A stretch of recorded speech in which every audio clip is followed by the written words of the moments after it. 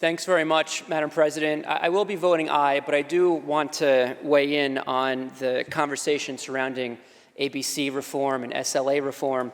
And I'm sympathetic to the concerns that my colleagues across the aisle have raised. And will point out that it was this chamber that last year attempted to advance very significant ABC reforms at the budget negotiating table. And similarly, in our one-house budget, we included a number of reforms. And so it's this House's position that, yes, absolutely something needs to change.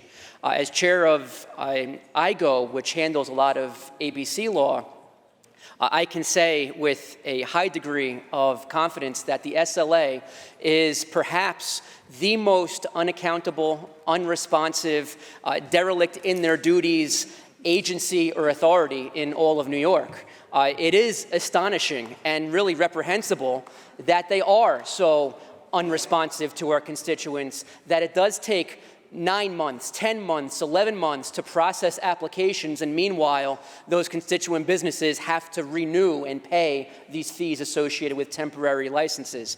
And so I'm certainly committed to continuing to push for reform. I look forward to working with my colleagues on both sides of the aisle, and will note that just today, the commission that we impaneled in last year's budget to look at said reforms came out with their findings and recommendations, their over 100-page report, and it's my hope that we can take many of those recommendations that I agree with and put them into legislation and advance them and finally address some of these problems. Thank you very much, Madam President. I vote aye.